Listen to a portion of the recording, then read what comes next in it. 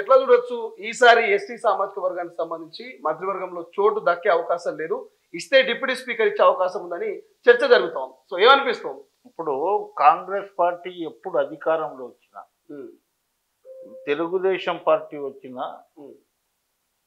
తర్వాత టిఆర్ఎస్ వచ్చిన లంబాడాల జనాభా ఎక్కువ తెలంగాణ రాష్ట్రంలో.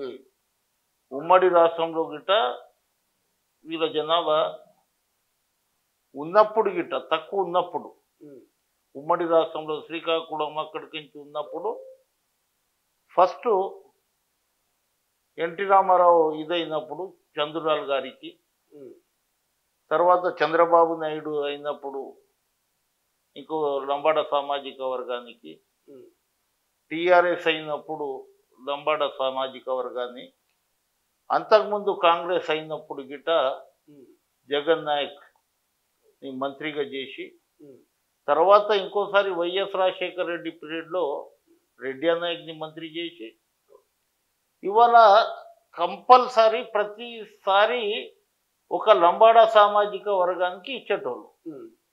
కానీ ఈ మధ్యలో 15 నెలలు అయింది ప్రభుత్వం వచ్చి.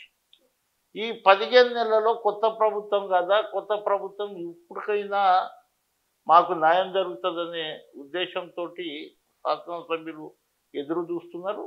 శాసనసభ్యులు ఎదురు చూస్తున్న ప్రకారం ఆ జనాభా మన కాంగ్రెస్ పార్టీ 2014లో ఇది కాంగ్రెస్ పార్టీ ఓట్ బ్యాంక్. ఎప్పుడు బంజారాలు, లంబాడిసి బంజారాస్ కాంగ్రెస్ పార్టీ ఓట్ బ్యాంక్. ఆ రోజు శ్రీమతి ఇందిరాగాంధీ వీళ్ళకి రిజర్వేషన్ ఇచ్చిన తర్వాత వీళ్ళు చాలా అభివృద్ధి చెందారు, చదువుకొని ఇవాళ ఐఏఎస్ ఐపీఎస్ వరకు ఎదిగిరు. ఇది కాంగ్రెస్ పార్టీ పుణ్యం, శ్రీమతి ఇందిరాగాంధీ పుణ్యం. ఒకే భాష, ఒకే వేషం, ఒకే సంస్కృతి ఈ రాష్ట్రంలో. కానీ 1956లో ఆంధ్రలో ఏమో లంబాడీలని, తర్వాత రాయలసీమలో సుగాలీలని వాళ్ళకు రిజర్వేషన్. కానీ తెలంగాణ ప్రాంతం వచ్చే వరకు లంబాడాలకు రిజర్వేషన్ లేదు. అక్కడ ఉన్న లంబాడాలకు ఉంది, కానీ ఇక్కడ వచ్చే వరకు లేదు. అప్పుడు 20 సంవత్సరాలు వీళ్ళకి రాలేదని ఇందిరాగాంధీ గుర్తించి ఆ రోజులలో వీళ్ళకు ఎస్టీ హోదా కల్పించిన తర్వాత ఏ ఎన్నికలు వచ్చినా కాంగ్రెస్ పార్టీ ముందుగాల ఎస్సీ ఎస్టీలను చూసేది. ఫస్ట్ క్యాబినెట్లోనే ఫస్ట్ బర్త్ ఎస్సీ ఎస్టీ క్యాస్ట్కు ఉండేది. ఇక్కడ ఏమైందంటే ఈసారి కొంత సీతక్కకి ఇచ్చారు, మేము వెల్కమ్ చేస్తున్నాం. సీతక్క ఒక ఆదివాసీ మహిళ, అది పంచాయతీరాజ్ ఇచ్చారు. కానీ ఈ శాఖకు సంబంధించింది కదా గిరిజన సంక్షేమ శాఖ, ఎప్పుడు ఎక్కువ వరకు వీళ్ళకే ఇచ్చారు.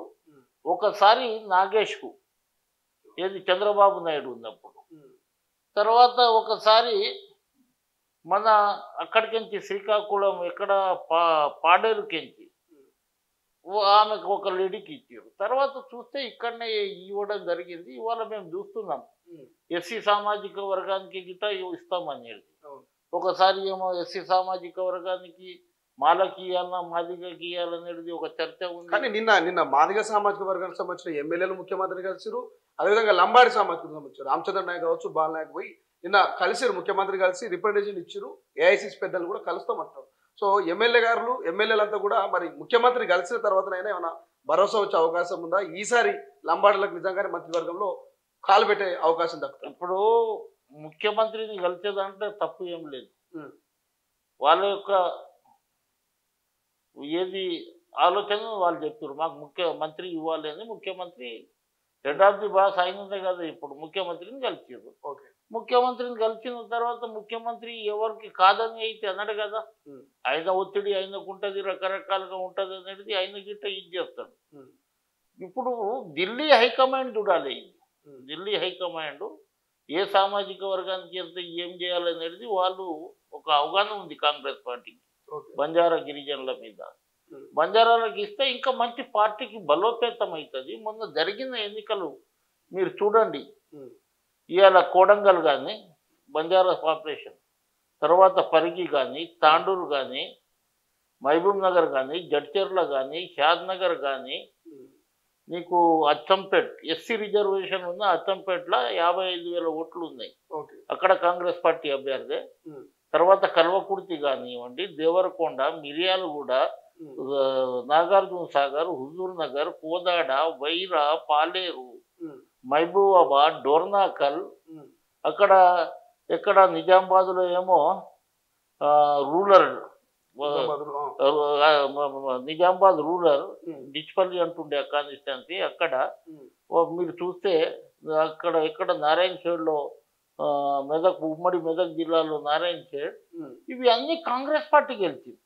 కొత్తగూడెం జనరల్ ఉందా 40,000 ఓట్లు ఉన్నాయి, కాంగ్రెస్ పార్టీ గెలిచింది. కాంగ్రెస్ పార్టీ అధికారంలో రావడానికి ఈ యొక్క క్యాస్ట్ చాలా ఇది చేసి ఈసారి ఎట్టి పరిస్థితుల్లో దొరల రాజ్యం పోవాలి, ఈ 10 సంవత్సరాలకు మాకు అన్యాయం జరిగిందనే ఉద్దేశంతో ఏది ఆలోచించకుండా కాంగ్రెస్ పార్టీని అధికారంలో తీసుకొచ్చిన తర్వాత కొత్తగా ఏర్పడ్డది ప్రభుత్వం.